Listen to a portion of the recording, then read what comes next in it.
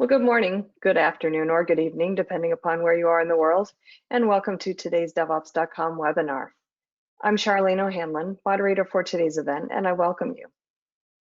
We have a great event on tap. I'm so excited about this one, but before we get started, we do have some housekeeping items we need to go over.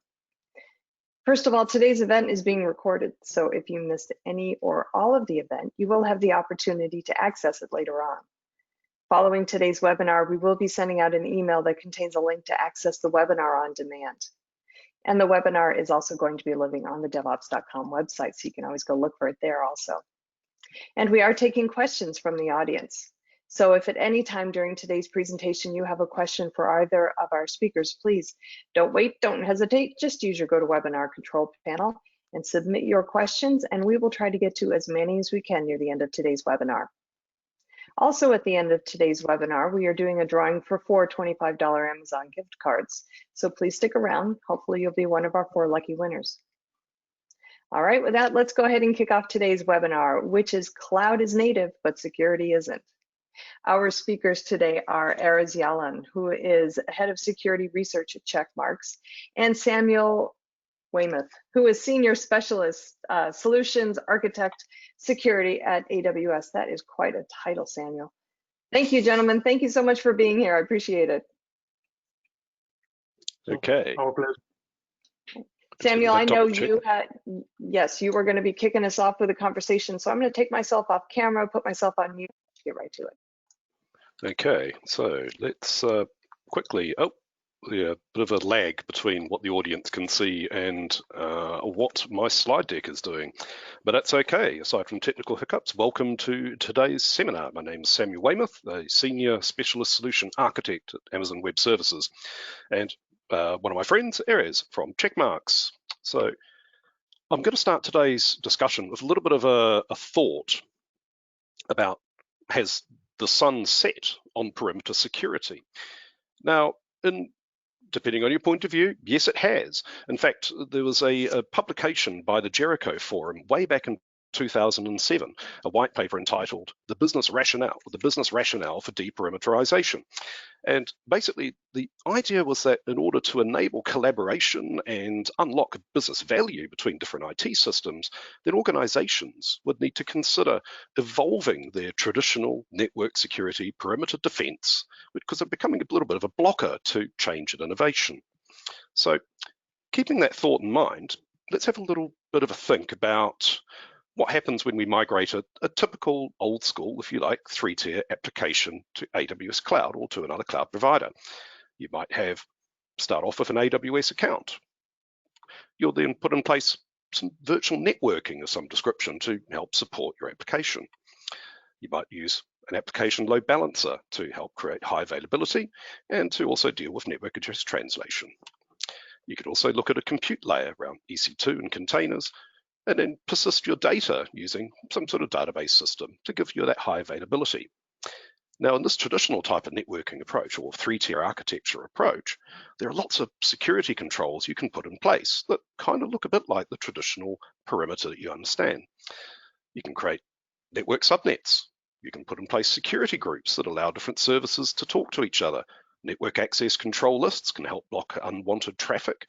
You can even go to the extent of putting in place traffic mirroring and using deep packet inspection, or intrusion detection systems which you can place on your hosts. All of this to help lead towards the security posture and meet the type of risks your organization faces. In addition to that, you can start using some of the native AWS cloud services, such as Route 53 or CloudFront. And in addition, there are other services such as Identity and Access Management, Web Application Firewall, AWS Shield, that are available at a global or regional level to help meet your security requirements and maintain your security posture consistently to what you know and love on-prem. So if you take that way forward and go like, well, what happens when you go cloud native? How does this change? And the answer is, yes, it does quite a lot, because you still have the global and regional services that you might include in your architecture. But in one example, you may just be using an API gateway to accept HTTP requests from external or even internal services. You might put in place a Lambda function that's running in simply a lightweight Linux container, and that is doing your business logic now. And your persistence layer may be a bit more cloud native. You may be looking at things like NoSQL databases, DocumentDB, MongoDB, maybe wanting to do some structured stuff such as Aurora Serverless. Or perhaps you're just putting plain objects in S3 buckets. Whatever your sort of persistence layer looks like, you'll notice very quickly in this diagram there's something missing. There's no VPC. There are no security groups. There are no network access control lists that you can use. So a lot of the traditional controls that you might understand from your traditional IT environment have disappeared. The perimeter is gone. The perimeter is your AWS account itself. So why does this matter? What does it mean? The key thing about this that you need to understand is that the risks, they haven't gone away. They've merely evolved. So, for example, traditional controls that you may be used to, network firewalls, deep packet inspection stuff, they need to evolve as well because, yes, some of them can be deployed in AWS, but that's kind of dependent on network configuration, the VPC that you know. So when you go cloud native, a lot of those controls, they kind of aren't relevant to you anymore.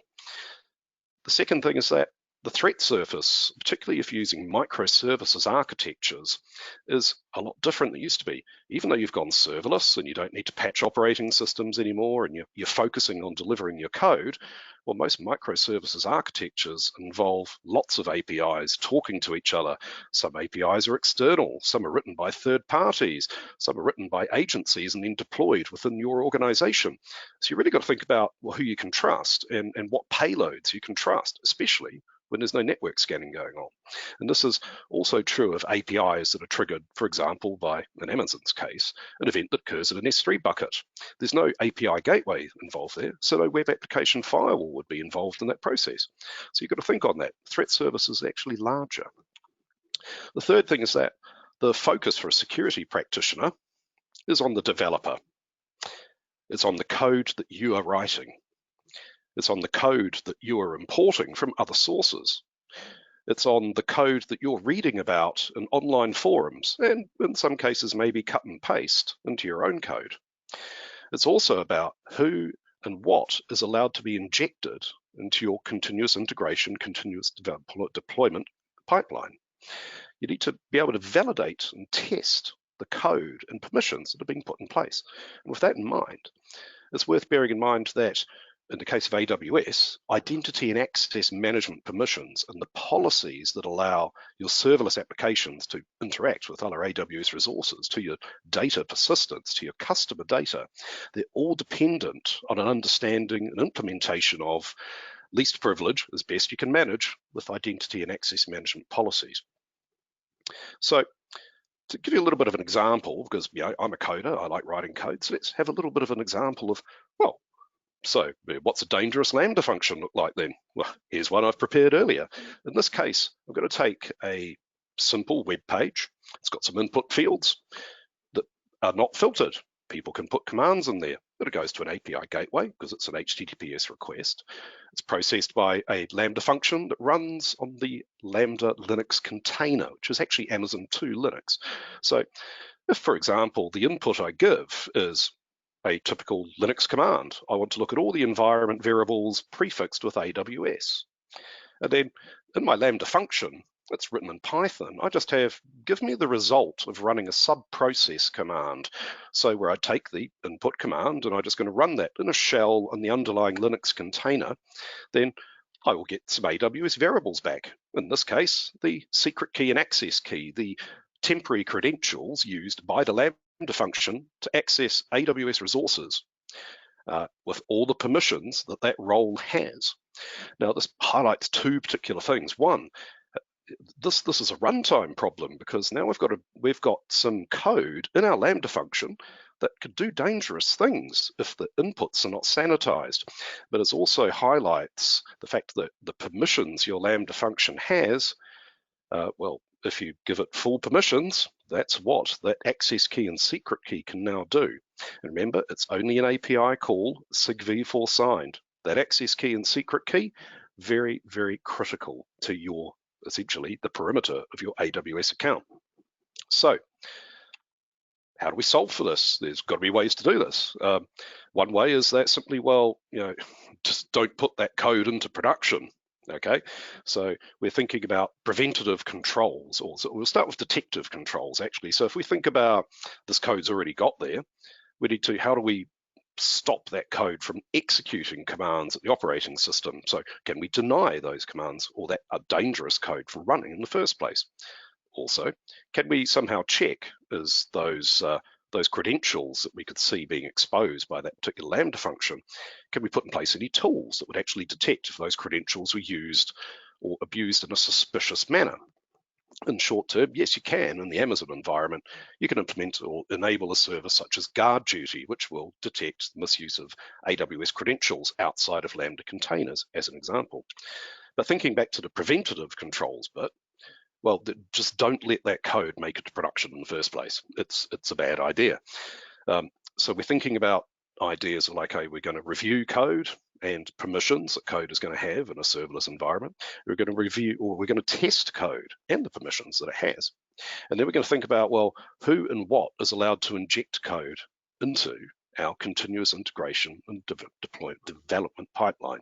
Because we've got to consider, in the case of many examples of security problems that have occurred because of the fact that code came in from all sorts of different third-party places, it wasn't scanned, it wasn't authorized, made it into the pipeline, and you've had an issue as a result of that. So with that in mind, I'm going to hand over the presentation to my friends from Checkmarx areas. I'm just going to quickly transfer over to yourself, and we'll have a bit of a chat about the preventative space. Excellent. Thank you, Samuel. I think the takeaway from what you said, for me at least, is it's complex, but it's possible, right? We just need to know and educate ourselves and be aware of all the new complexities that Cloud Native brings us.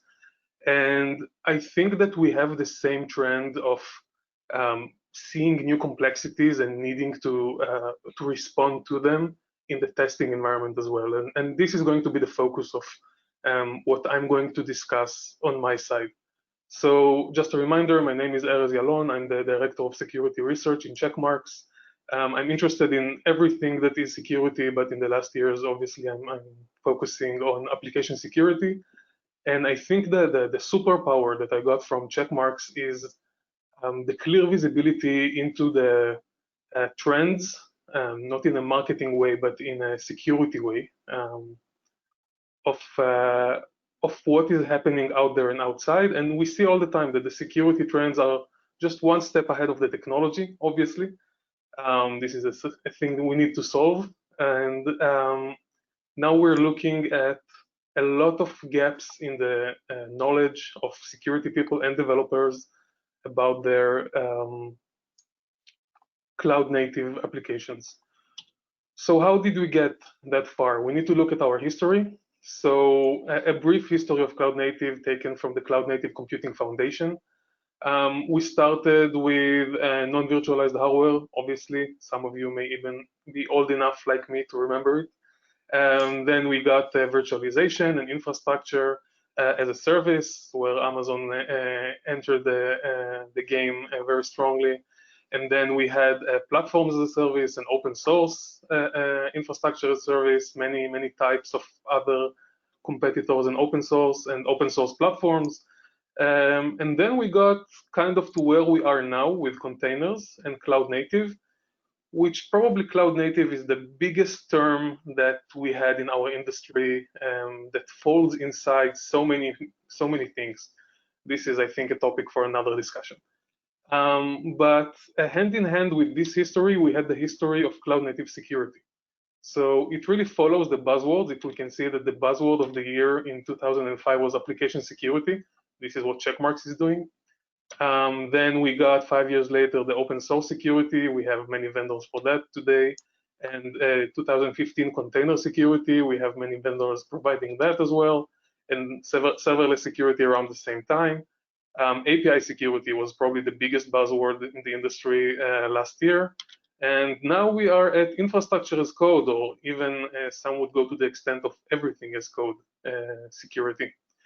And all these buzzwords, the result was many vendors in every component dealing with the security of every component, and all these vendors had a similar challenge with them. Do we give an early result, or do we give an actionable result? And let me show you what I mean by that. So there's always some sort of tension between early results and actionable results. And we can see it with early results being more the shift left or developer first approach. I think this is something that everyone is familiar with, because since when the results are shown early, it's sometimes easier, which means cheaper to fix. And it's actually better for security education. The developer is still in context. They know what they do, they fix it. Maybe next time they won't have this issue. And it's not someone popping this issue like 3, 4, 5 months later than when they developed it and they have no idea what they've done there. The problems are there as well. First of all, I think that we know there are a higher percentage of false positives in this kind of results, because we don't really know what is going to happen with this code later. And the results are sometimes general, and we'll see an example in a second. On the other side of this spectrum, we have the actionable results. The actionable approach tells us that results arrive much later in the process. We have some sort of agent or instrumentation or dynamic testing that checks something during runtime. Some would say, and a lot would agree, but not many, but not all, that it might be too late. There is a good side. There is a lower percentage of false positives running here.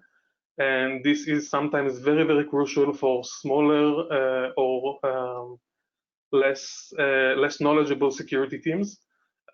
Also, the results are specific and actionable. And what do I mean by that? Let's see an example of a developer testing code for open source vulnerabilities. So the developer in the shift left approach tests the code and gets a message that the open source package in your manifest is vulnerable to a specific CVE. That's great. So what? Is my app actually exploitable? Do I actually use that package in that way, in a dangerous way? How do I prioritize it? Is it something really, really important, or do I have to deal with the SQL injection I have on the other side of the system? Should I wait for a patch? Should I fix it manually? Should I use something else? If I decide to use something else, now is a good time to decide that, because it's still early, but do I really have to?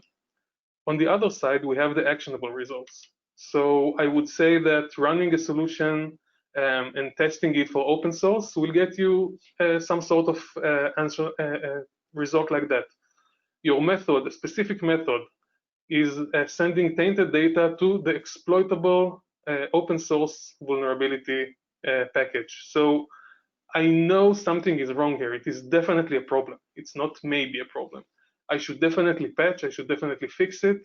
Maybe I want to use something else, but now I need to go back to my developers and tell them, you know, that open source package that we say it's okay you use 6 months ago, use something else. This is a nightmare of developers to get back to the drawing board and try to find some other open source solution, or maybe even develop something you planned you implement on your own. I would like to push the question to you. We have a polling question. We're having just a little bit of technical difficulty here. Oh, there it is. Well, we have the polling question is closed. We need to restart it. If you want to go ahead and continue with your presentation errors, we'll go ahead and get that fixed, and we'll get it right out to you. Okay, so let me know when it's up. Let's continue. So what we discuss here is the challenge of what we said early or actionable. This is one challenge that we have as security practitioners in software companies, and this is a problem for many, many years now. I want to present to you the second challenge that we're facing now in cloud native. The thing we saw is that the market has a lot of fragmentation to it. So for example, I have in my code, my application code, the microservices that I use and their code, obviously. So the get-go is to use SAST for me. And then I'm reminded that, oh, I also have open source packages. So I probably need something to check my my open source security and to see if there are any known vulnerabilities there. And by the way, I started using containers, and the containers are also under orchestration, and this entire setup needs to have some sort of security testing. Who is going to do that? And while looking for that, I need someone to solve my API security issues. Maybe some vendor can do that for me as well, or even scan my infrastructure as code things. So we have a lot of fragmentation, not only in our architecture, but also in the market. And we see that many vendors do specific things, and this puts a lot of pressure sometimes on the teams that are supposed to use these testings and to make them into actionable decisions. Okay, Erez, So yeah. I'm sorry, I don't mean to interrupt you, but we do have the polling question ready now. I do apologize for that technical glitch, but I'm going to go ahead and launch it for you. Your slide has disappeared. The polling question is up on the screen now. The polling question is, what do you prefer? Results that are early and general or results that are late and specific? You can select from early and general, late and specific. It depends on the scenario, or not sure what's best. You can go ahead and make your selection. And while we are waiting for the audience to make their choice, just a quick reminder that we are taking questions from the audience.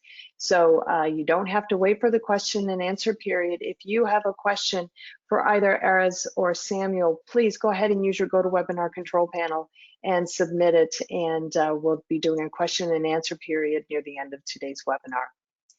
Okay, we are just a couple seconds away from closing out the poll. I'll be closing it out in 3, 2, 1.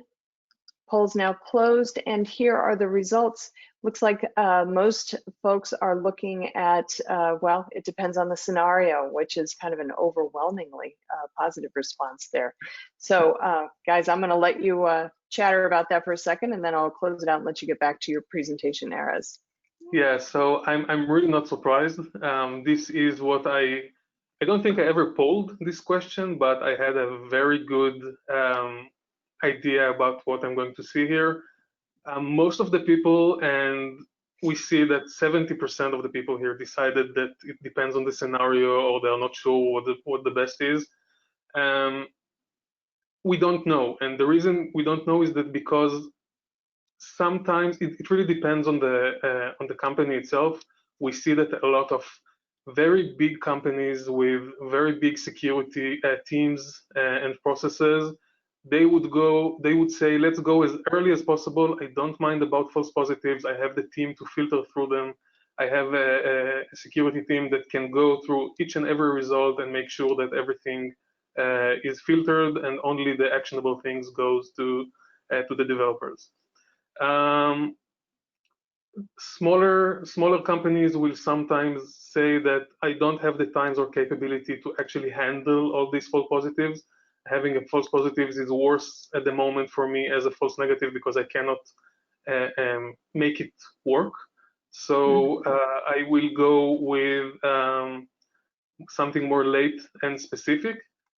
And many would say, I want the both of them. Why not both? Or something like that. What do you think, Samuel, about these results? I think it, like you said, about it reflects the type of company and where that company is in its life cycle, from a startup to a major regulated industry. it all depends on risk appetite and the kind of threat model that those organizations are seeing. So in a highly regulated industry, there is a lot of tick box exercise security checking going on, and that's way before you even see sort of technical controls. So if you think about a typical life cycle of a program of works in, say, a retail bank, it's extremely risk adverse. No code goes live until a lot of testing has been done, hopefully, and a lot of consideration is given around audit controls particularly. So you'll see a lot more of the sort of for example, ISO 27001, very general type security questionnaires that eventually lead down to very detailed sort of questions around, for example, your password complexity policies. And also in the case of startup companies, what I see in a lot of startups that I've worked with is that they tend to be really good at innovating quickly and getting new and interesting products deployed. But when they get their first customer that is from a heavily regulated industry and a 200-item security questionnaire turns up, they often contact me to get some help and say, we've never had to deal with this particular issue before because now we've got a new customer who wants to know some stuff that we just don't know. How can you help us out? And we can help them go through at least some of the bits about AWS's side of the shared responsibility model, but also their own side of the shared responsibility model to try and work out, what are the answers to these security questions that they have. Yeah. So the struggle is real, as we say. I'm happy to see that most people from those who were decisive went to the left side, but this is just because I'm a security person. I'm not saying this is the right answer for everyone, obviously. And I do believe that we need to be able to have both sides, if possible. Okay, so we're almost ready for our second poll question, actually, but let's remind ourselves the second challenge. So the second challenge is the fragmentation, which requires me to make sure that each and every component in my cloud native Hive is handled and tested and verified, and there is some sort of product or check or vendor securing it. For those of you who have cloud native architectures, it may be a good reference for the how many engineers you need to switch a light bulb joke. Just go with how many vendors does it take to secure a cloud native architecture. And this is the second polling question I'm asking you. Let's see if we can bring it up. Absolutely, pushing it out right now. The polling question is, how many vendors, commercial or OS, do you need to use to cover the different components of your cloud native architecture? You can select from 1, 2, 3, 4, or 5 or more. Go ahead and make your selection. And also, quick reminder to the audience that today's event is being recorded. So if you miss any or all of it, or this information is just so relevant to you and you need to watch it again, you'll have the opportunity to do so. So we will be sending out an email that contains a link to access the webinar on demand. And as I said earlier, the webinar is also going to be on the DevOps.com website. So it will be there waiting for you if you want to access it again. Okay, we are getting to the point where I'm going to go ahead and close out the polling question now and push out the results, closing it in 3, 2, 1. All right, and here are the results. Wow. These results are interesting. Yeah, 5 or more. Wow. Yeah, so that's interesting. We see a good division here of lucky people who are using only a few vendors or a few products. I don't know if this is all you need or this is all you have. I'm not sure the question was well described, but these are the lucky ones among us, definitely. If they manage to get a few vendors to handle all their security needs, that's excellent. We see a very big group here of the poor people who are using so many tools, need to read so many documentations, have to go through updates and new feature requests and all the different results and try to aggregate them together and understand what is your security stature now. I said before, the struggle is real, but I think the real struggle is that juggling between results, juggling between different things you need to do, and how do you prioritize between everything. This is really a problem. Samuel, do you have anything to comment on that? One of the questions I get from customers is sometimes how many AWS services are specific to security? And I go, oh, about 200 of them. And they look at me and they say, why is that? And I say, well, every single one of our services integrates with one service, identity and access management. It's global, and as soon as you open an account with us, it's there and it's everywhere. So those policies that are required to control access to resources are really critical to understanding what your security posture is. And I'm not surprised with the 5 or more answer to a degree, because when I speak to customers, particularly those sometimes quite large customers, again in regulated industries, they have very mature security tool sets and policies, and probably also integrating with teams in different countries and other providers to do their security operations. And as a result of that, they've got lots of different sort of best of breed products all over the place. And one approach I see, which works with varying degrees of success or failure, is that when they come to migrate stuff to cloud, they simply want to replicate what they already have in AWS. And quite often the things just don't fit. You can't migrate firewall rules to security groups. It doesn't work, and you'll probably hit account limits. So sometimes reducing the number of vendors is potentially possible, but it really comes down to risks and your threat model. Could you, if you're thinking about the example of lots of firewall rules to lots of security groups and you hit an account limit, well, then you should really be thinking about multi-account, because that's how you segregate up environments to meet different risk classifications, different data classifications, and dealing with the issue of who's got access to the root user for a particular AWS account. Yeah, for sure. Okay, so I think this is a good time to share with you our vision, the Checkmarx vision of a single repo to rule them all. And the single repo is not our vision. The ruling of them all is, because a single repo we already have. Now that everything is code, and we see that a lot of infrastructure definitions are moving into the code and configuration files, then we actually have them in a single repo. Let's imagine a specific repo that already have inside everything that we discussed so far, and it's all possible to do as code today. So everything is in the same root folder or root repo or something that I can just point myself to. Let's imagine a tool, let's call it Checkmarx SAST, for an example, that will do not only what we expect the SAST to do. We upgrade it to become some sort of mashup that will take each and every piece of code and infrastructure as code into account when scanning everything. There will be different engine in the backgrounds working on different aspects of your architecture of cloud native, but everything will flow eventually into the same mashup. And let's see how good that may be, or what it gives us, the options that it opens for us. So remember the example we gave of an exploitability of an open source vulnerabilities.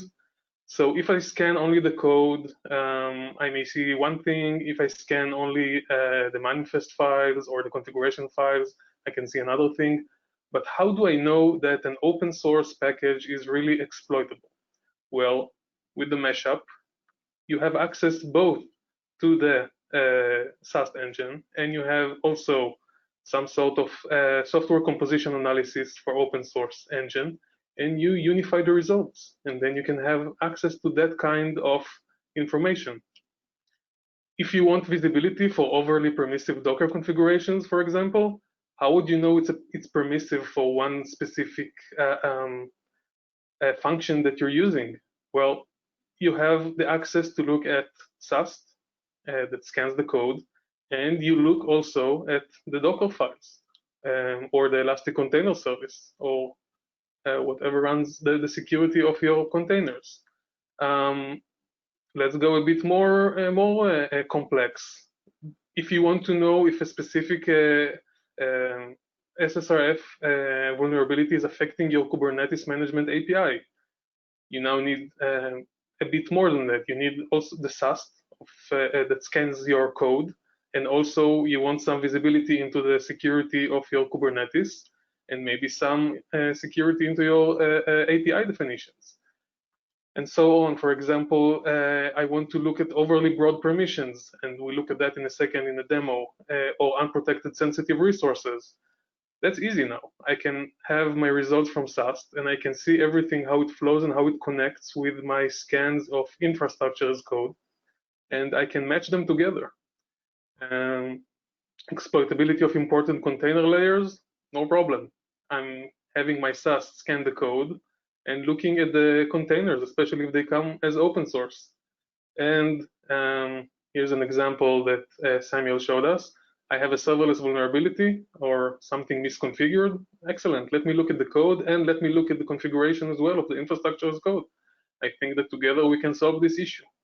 So this is the vision, and it looks very nice. I want to show you a demo.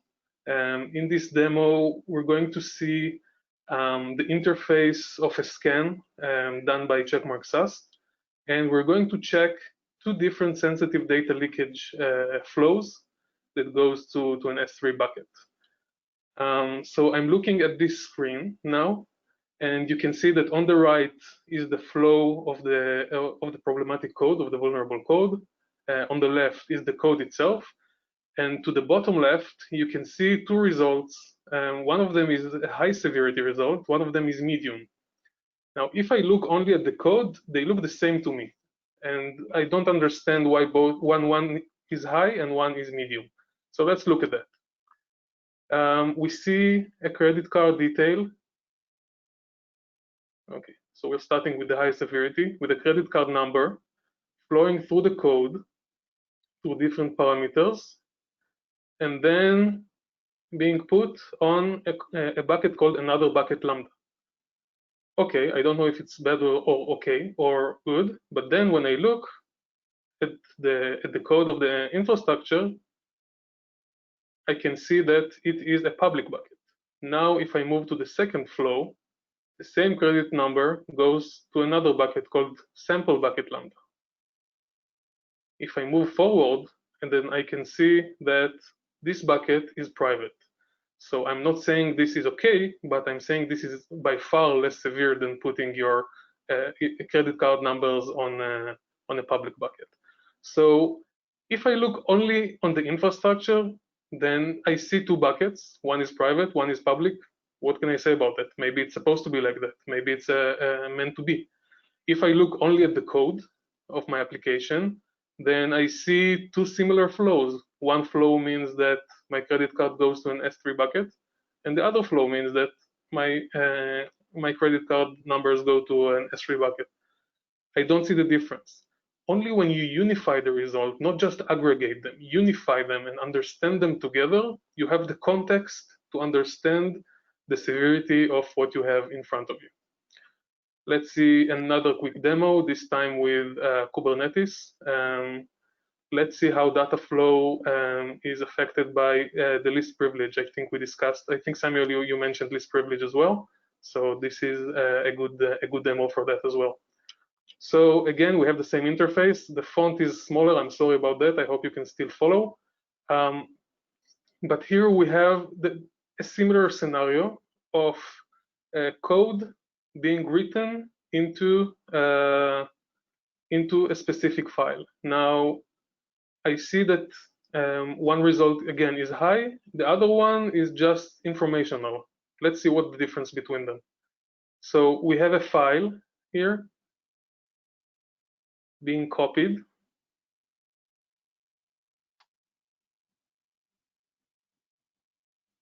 And then through file reader, it's just being used in storage. And I can see that this storage has read and write access mode.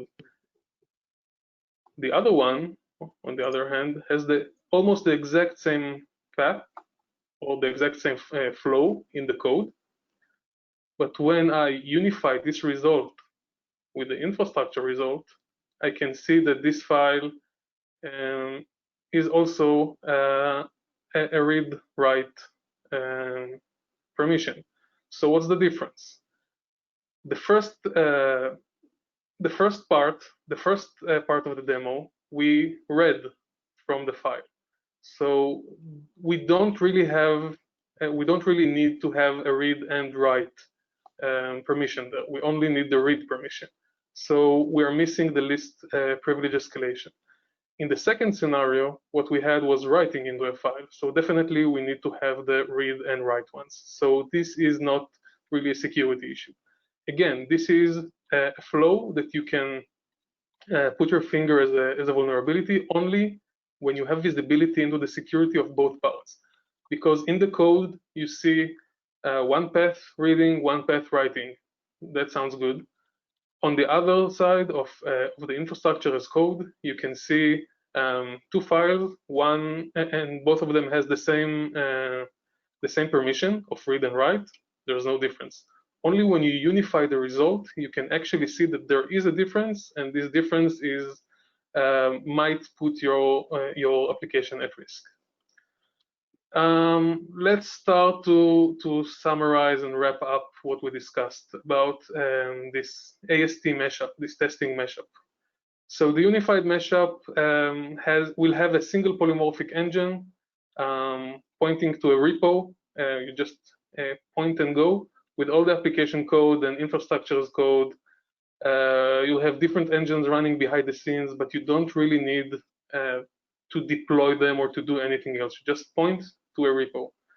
And then we have this stubborn trade-off of early or actionable results. It disappears because you have both. You can have different engines doing different things and unifying the code. And now all is code. So the mashup is the glue that combines all results and supports both requirements of shift left and actionable results. Remember the annoying market fragmentation? It's not needed anymore. You have the mashup, it aggregates, and aggregate is not enough. This is something that I want to put some emphasis on. There are ways to aggregate results already. You can take different results from different tools or different vendors, and you can even present them very nicely in aggregated dashboards. But we're talking here about the option of unifying the results. So this is a much stronger option that we saw in the demos and discussed. What do developers and security staff want? What in it for me, as we say? So seamless integration, because why would they want to handle so many vendors, right? It's very intuitive when you just need to use one thing or one tool. Also, they want early results, but also they want actionable results. So both shift left and shift right, which is what we mentioned is the option of eating your cake and having it too. And this is the end of my presentation and sharing with you our vision. I hope it was enjoyable and enlightening. And with this picture of yummy cake, I will move to the question part. Yummy cake. I haven't even had breakfast yet. Yummy cake. Okay, plenty of time for questions, guys. If you have one, please go ahead and use your GoToWebinar control panel, and we will try to get to as many as we can. Okay, here's a question to start you off, Erez. Why are there so many players in the market for scanning or testing configuration files, but not so many for scanning code? First of all, there are multiple vendors for both. I agree there are much more vendors and even open source solutions for scanning configuration files and infrastructure as code. I would say it's probably easier. The bar of having a very good product is relatively low to have to scan your infrastructure or configuration file. It becomes much more complex when you need to actually scan code. And scanning code is not an easy task. It's a very high bar. You can do it in a very basic way easily, but then it becomes very, very hard and difficult. And not a lot of companies, or definitely open source projects, can put all the efforts into that. And I think this is the main difference. All right, great. Let's see. Samuel, here's a question for you. How can we check a IAM permissions are least privilege? Well, it's actually not so much a point in time check, because applications evolve over time. You change the code. If you've got continuous integration and deployment, then you're making changes to it all the time. So therefore, the permissions the application's going to need as new features are added are going to change over time as well. So it's not merely the question is not about a static check at a point in time, or even quarterly, for example, like you might do with penetration testing. To enable least privilege, or to get IAM policies down to least privilege, is essentially a continuous process of using tools such as the IAM testing tools and policy emulator to actually see what the effects of the permissions are on the way your application behaves. And for example, things like private and public access to buckets, and also when you come to data protection or protecting data as opposed to the regulation about data, using things like KMS tools and keys to encrypt data and decrypt it when you need it. So in summary, it's always going to be a continuous process to try and get identity and access management policies down to the levels that you need. And IAM does provide tools both with the policy emulator and with also checking the permission usage history to try and make that a bit easier for you. Excellent. All right. Erez, here's one for you. Will the map just solve the false positive problem or the false negative problem? Sorry, I couldn't hear the beginning of your sentence. Sure. Will the mashup you suggest solve the false positive problem or the false negative problem? The answer is yes, actually both. The visibility into the security aspects of both parts of code and infrastructure and configuration files will be able to show us, first of all, if we have a protection mechanism in the infrastructure, then we don't necessarily have a problem at the moment with the code, or the other way around. If your protection mechanism is in one specific place, then we will be able to see that.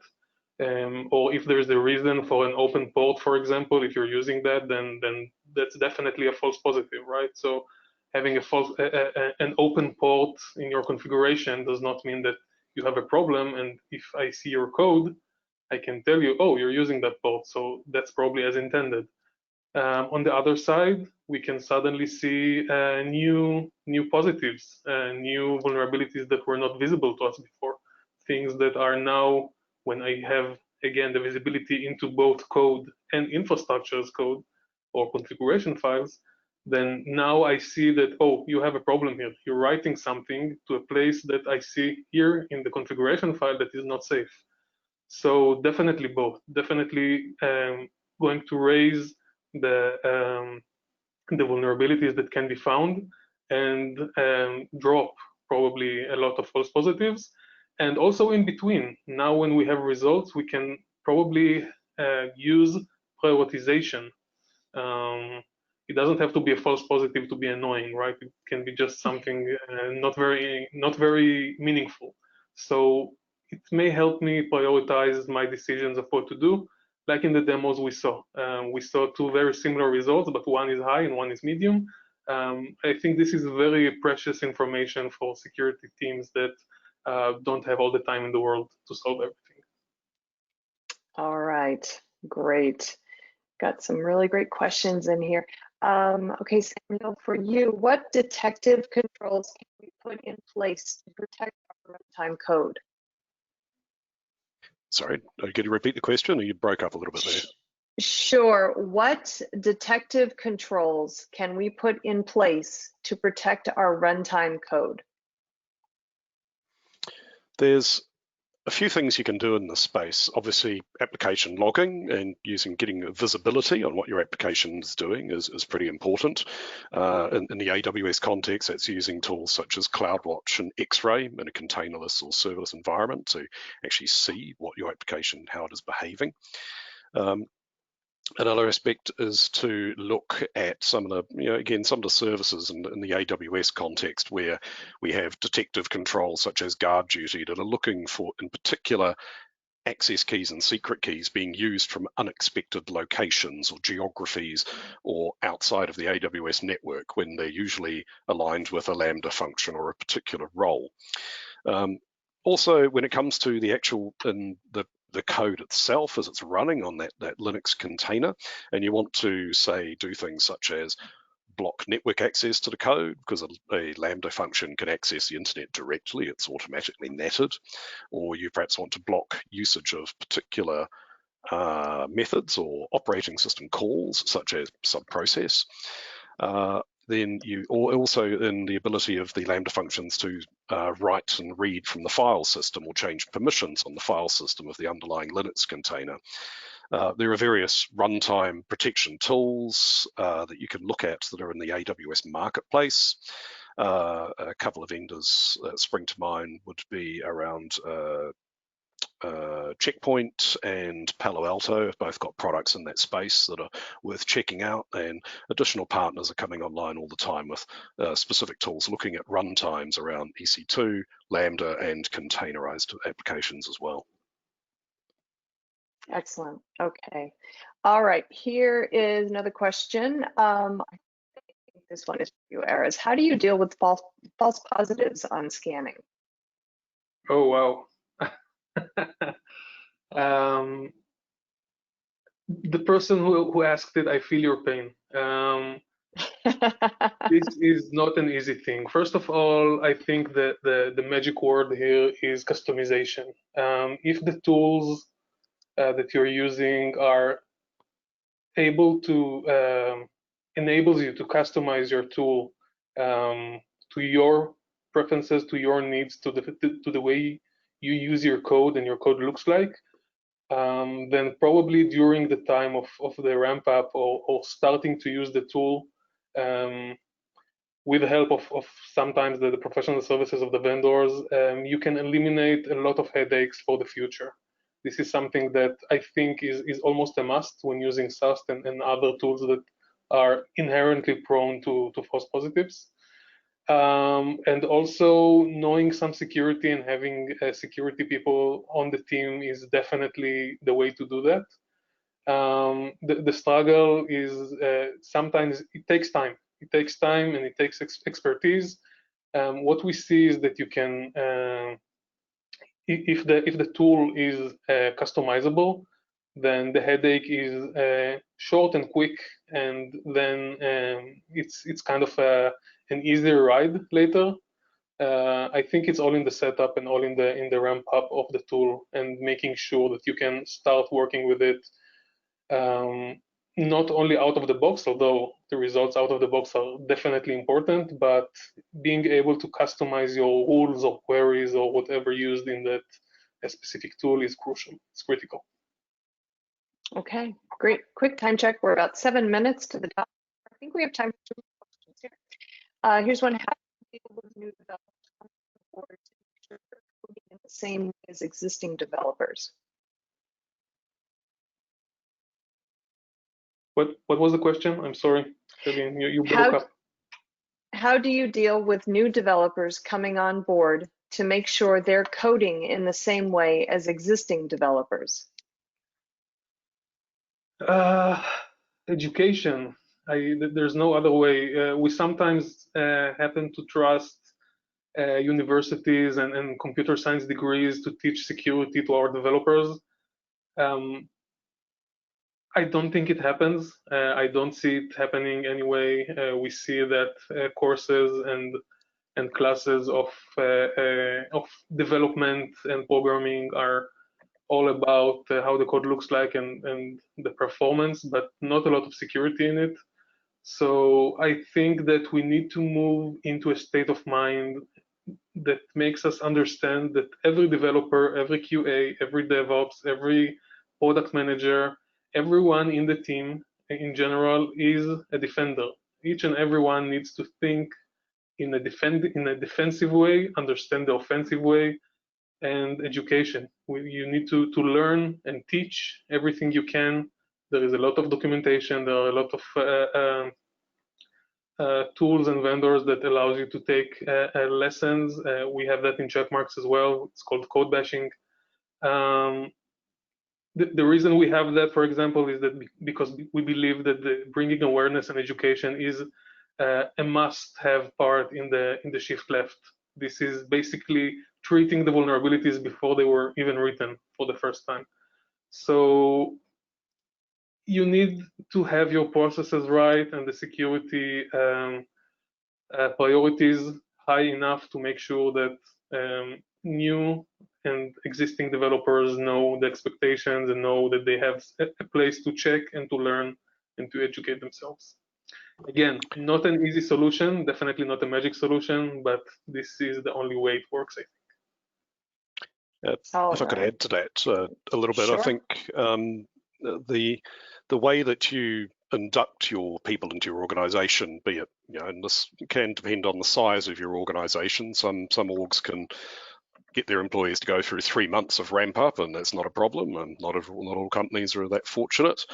But ramping up your developers on your tools, and even though it sounds a bit fluffy, your organizational culture and what your organization actually does, because a developer, especially a graduate, will be coming to your company with no commercial experience of real depth and relevance, so they won't know anything about the threats that your company faces, the threats that your customer faces, and getting them educated on those pieces is critical to be able to say, okay, well, when I write a solution that's going to deal with this particular customer problem, because software should be focused on customers, right? Then what do I need to protect, and what's important for me to look at to make sure that I do keep my customers' data safe?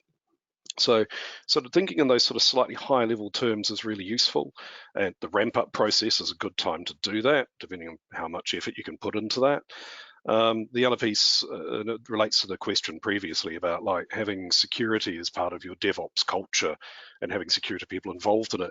If you understand your business and you understand the data that your applications are working with, it might be private data, it might not be terribly high security classification, then, well, that would be a question to say, well, how much am I bothered about false positives? I'll be really bothered about them if it's a application with a high data classification and it's really important customers are going to be using it. But if it's a brochureware site, maybe I kind of don't care. So there's a finite amount of resource and money to spend in that space, and you want to prioritize it to the applications that actually really mean something to your organization and to your customers. And that leads back into that question of, developers do things different ways. In my experience, some developers prefer React, some prefer other frameworks. I prefer Python personally. But at the end of the day, if you're following sort of sound security principles at a slightly more higher level and you're focused on that customer data and customer outcomes and customer protection, that's the best way to ramp developers up to what your organization is doing and what your risks are. Excellent. Excellent. Well, we are 2 minutes to the top of the hour, so unfortunately, that's all the time that we have for the question and answer period. But I do want to thank everybody who did submit questions, and if we didn't get to yours, I'm very sorry. But the folks at Checkmarx and AWS will be getting a copy of all the questions that came in, so I'm sure they'll be more than happy to follow up with you guys offline, get your question answered. Also want to remind the audience that today's event has been recorded. So if you missed any or all of it, if you just want to watch it again, you'll have the opportunity to do so. We are going to be sending out an email that contains a link to access the webinar on demand. And the webinar is also going to be on the devops.com website. Just go to devops.com/webinars, look in the on-demand section, and it should be right there waiting for you. Okay, real quick before we close things out, we did say at the top of the hour we'd be doing a drawing for 4 $25 Amazon gift cards. So without further ado, let's go ahead and do that. Our first winner today is Jonas L. Congratulations, Jonas. Our second winner today is Luis L. Congratulations, Luis. Our third winner today is Mia M. Congratulations, Mia. And our final winner today is Stephen W. Congratulations, Stephen. We'll be checking in with all 4 of you via email to get your Amazon gift card over to you. So please check your inbox. If you don't see it there, check your spam folder. Samuel and Eras, thank you very much for such a great presentation. Lots of good stuff. Love the demos. I'm a big fan of the demos. So thanks again. Appreciate it. Love it. And appreciate your time and your expertise. Thank you so much, Charlene, and thank you, Samuel, for joining me here. Thank you for having me. Cheers. Also want to thank the audience. Yes. Also want to thank the audience for joining me today. This is Charlene O'Hanlon, and I'm signing off. Have a great day, everybody, and please stay safe.